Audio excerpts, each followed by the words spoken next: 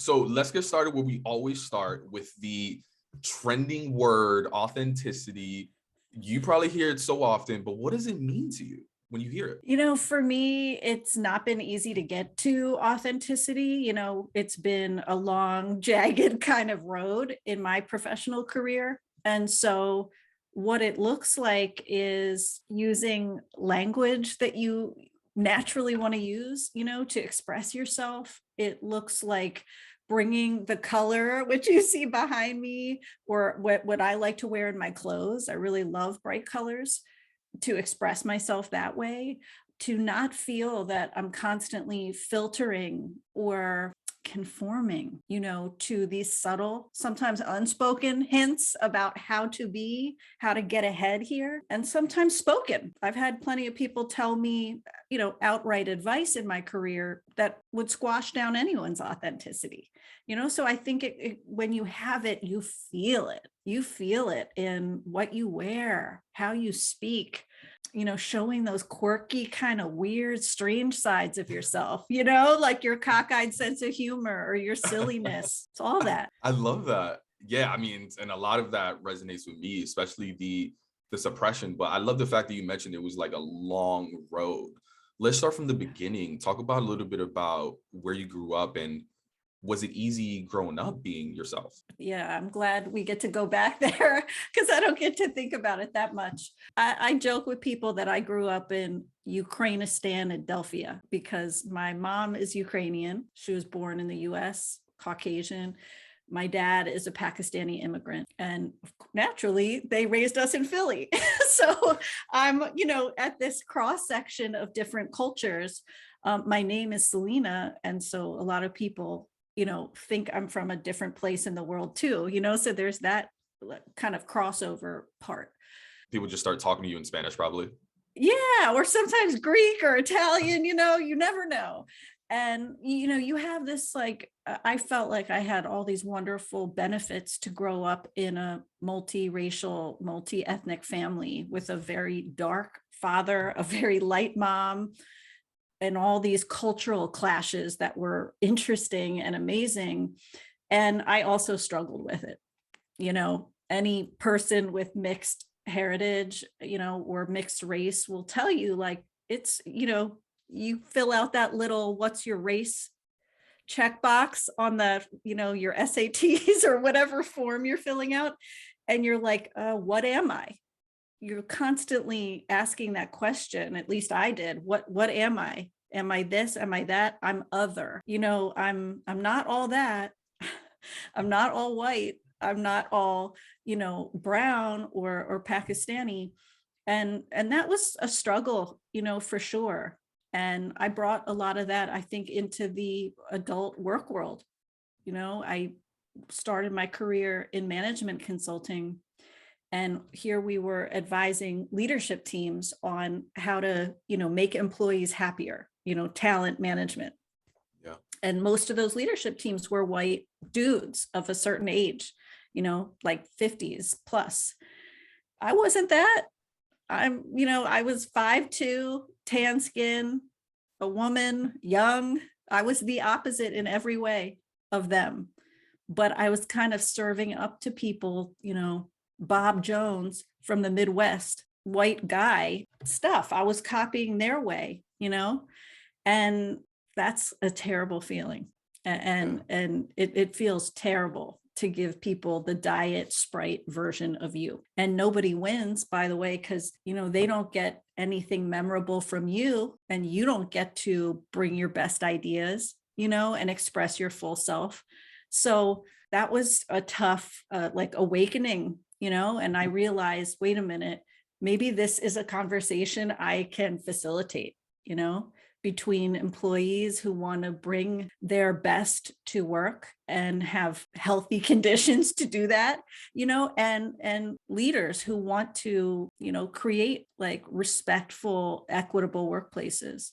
So that really drew me to where I am today and what I do. That's a tough job to start in. Management consulting, I mean, one, it's competitive as hell to get into.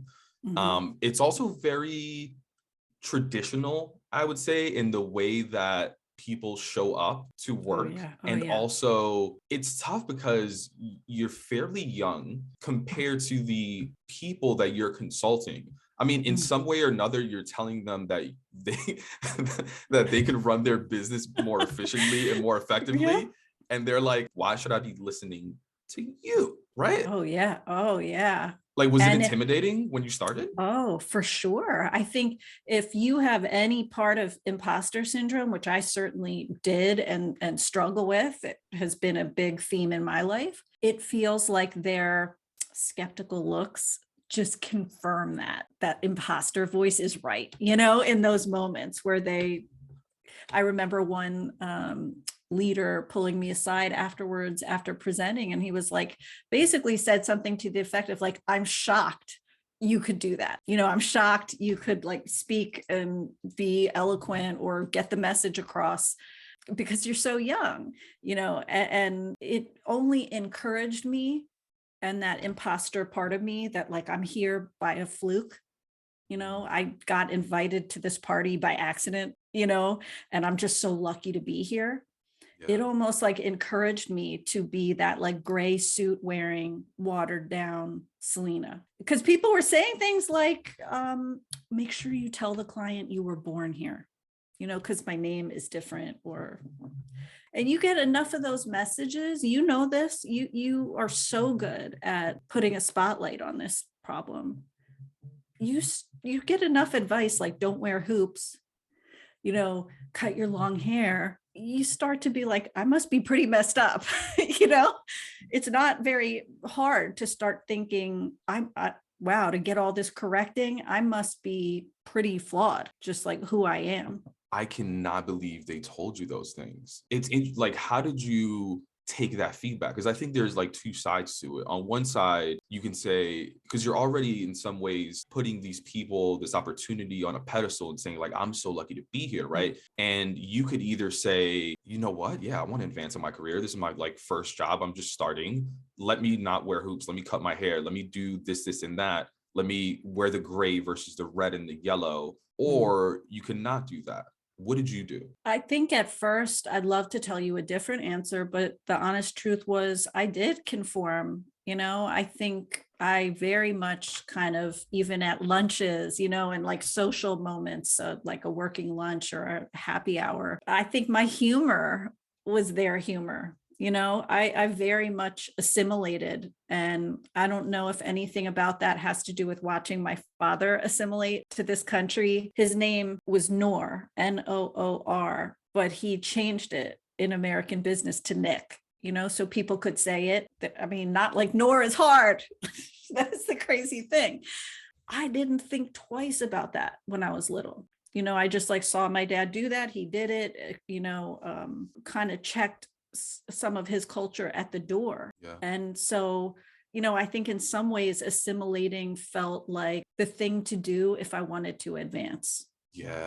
And I had a lot of ambition, so I did want to advance, and it felt like somehow like the price of admission. I'm so curious. Did you and your dad ever talk about that? No, he passed away when I was 13. And that, was its own whole, I think, process of kind of like not applying everything I had learned from him in the time he was here to like all men I would work with in the future, because he had one distinct experience, right? He was an immigrant. He was a businessman, yes, but I would love to.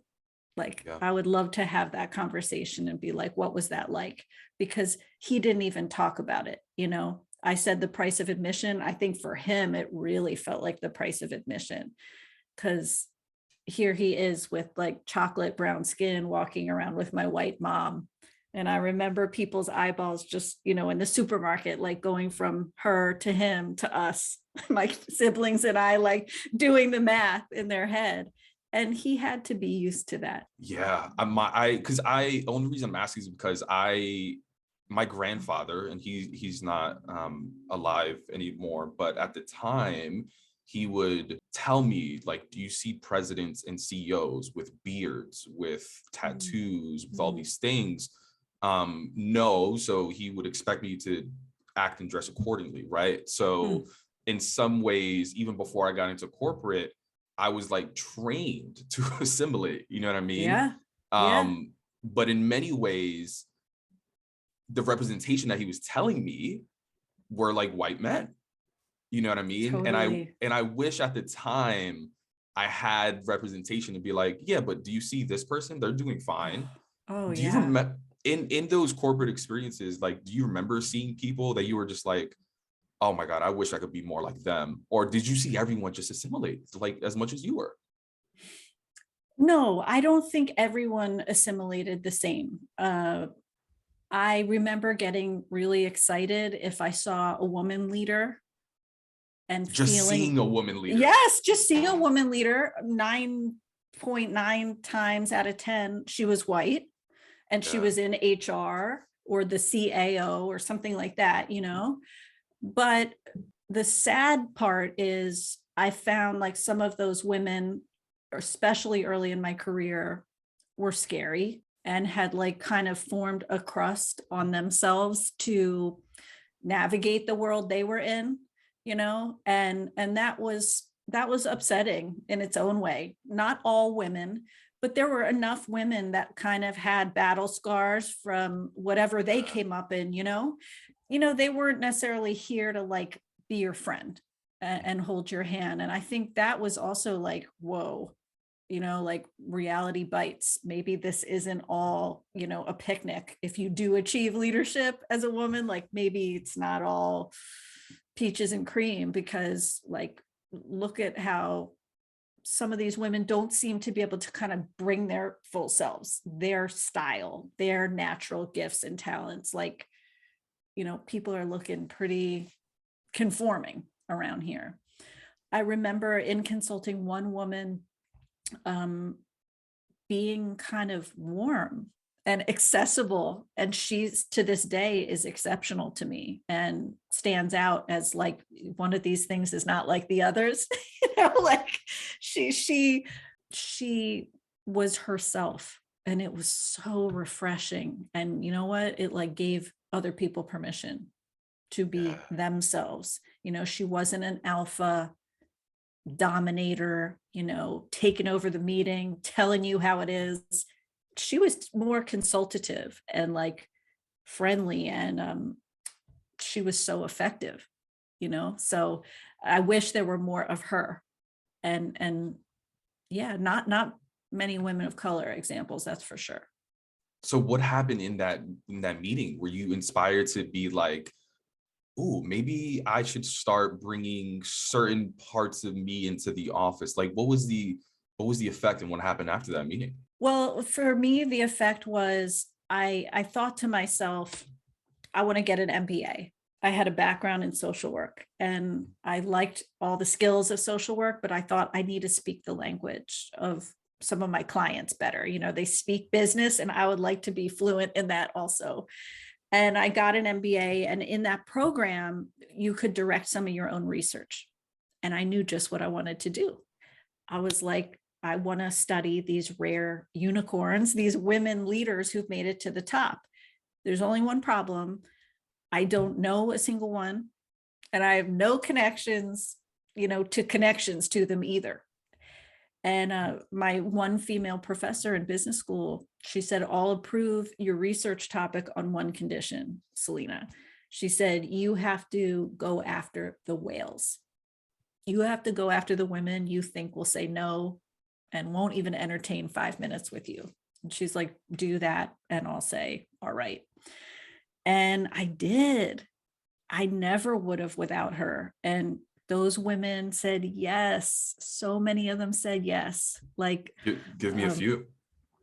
A president at UPS, CEO of Charles Schwab, CEO of the Washington Post, chief strategy officer at Campbell's Soup. Women I so look up to. And here I was, spending hours with them about like their hardest won lessons learned. And so some of seeing a successful, likable woman being her full self at work, it made me want to seek out more knowledge and more women. And those interviews changed my life. And they became a book. I pitched that research to a publisher, and it became a business, and it became a second book, and really a life, and a mission to help women and underrepresented folks carve their own path to leadership on their terms. That's so important. I love that. I mean, obviously, besides the financial and the businesses that came out of them, like, what lessons did you learn? Like, what did you take away from that? Yeah. Oh my goodness. I remember after one particular interview, preparing like my argument for a raise. I was working full time in a job, and I felt I was underpaid for the value I was bringing, and took the time, made the proposal, and like did the homework and got that raise from those interviews. That was just a real like immediate thing that opened my eyes. One of the people I got to interview, Naomi Earp, was the commissioner of the Equal Employment Opportunity Commission. And she's the one, she's the interview that just like opened my eyes. Learning lessons like, if you don't like the terms now, you're only going to hate them later. I remember taking a job, little lower pay than I felt comfortable with. And I negotiated. I said, I'd like more like this fair number. And they said, we can't budge.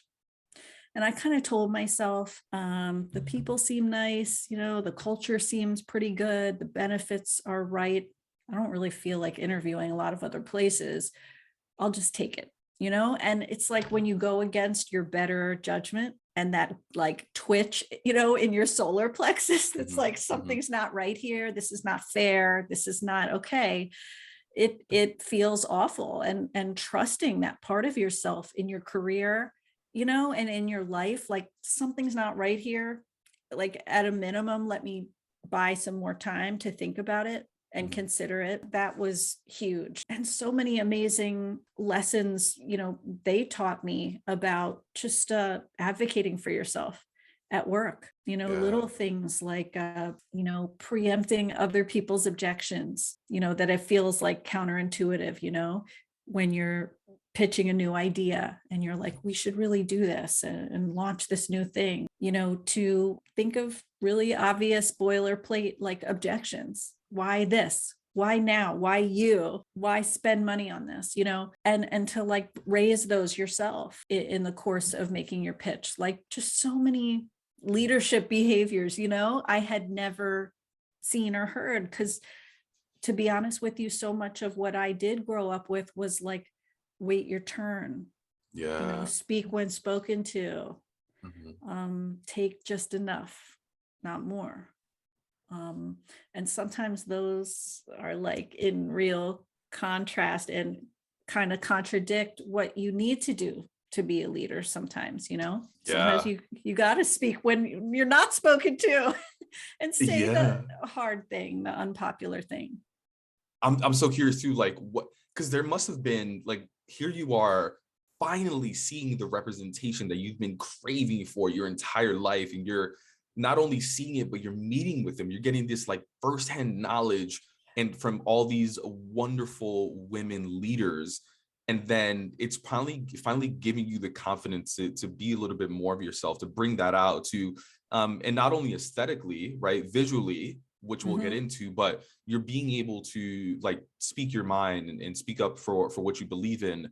I'm curious though, there had to be a little bit of anxiety around, oh my God, am I going to get in trouble if I do this? Am I going to get fired if I do this? Like, what was that fear that you had to almost like let go of before going into this? Talk about imposter syndrome. Am I good enough to sit across the table from you? Fill in the blank, whoever you are, CEO, in some cases with your corporate communications department in the room, like talk about intimidating. And I'm like little old me sitting there with my little like notebook, it brought it out. But you know what? The lesson there was, I actually just made a video about this on TikTok because it's meaningful to me.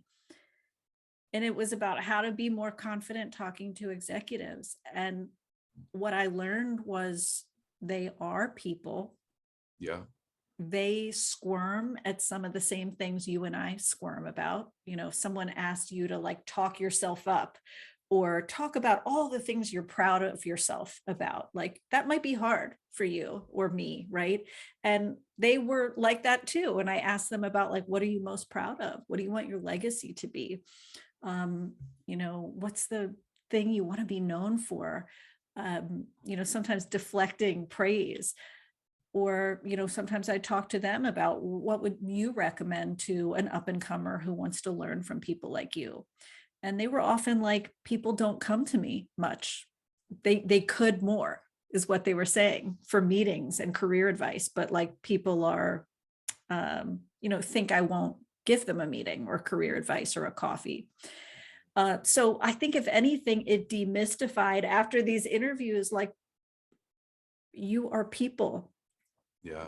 Very successful, you know, admirable people. But the one other mistaken thought I had about them was like, you must have had this golden path. You know, like I bet you were identified in like fourth grade on the playground as like a leader, you know, like you're like head of Girl Scouts and like, you know, the firstborn in your family and like president of the debate team or something. And that wasn't true. So many of them, I remember one in particular was like, you know, I'm not the world's greatest CFO. It's not that I'm the fiercest finance mind on the planet. She was like, I am more tenacious than most. I am not afraid to go back 5 more times and say, how about now? How about under these circumstances? How about we look at this again?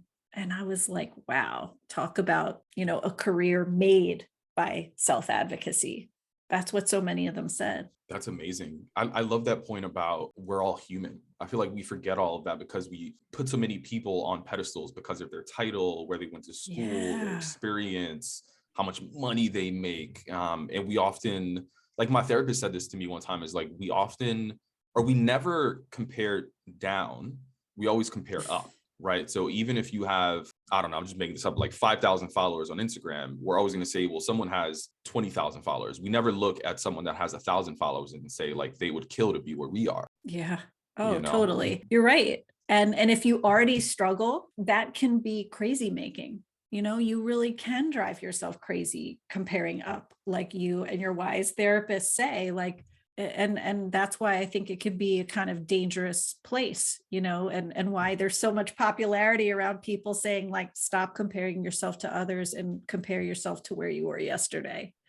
Because at the end of the day, I think that is more meaningful and more of something, you know, focus on what you can control. You can't control that influencer, right? With 20K followers, you can control what you do, you know, and I find that empowering. Yeah, same. So speaking of empowering and controlling, like one thing that you do have full control over is how you present yourself to the world, just visually, right? And we spoke a little bit about, you know, back when you were in management consulting, they would literally tell you to how to dress, how to maybe even do your makeup or do your hair or the jewelry that you wore.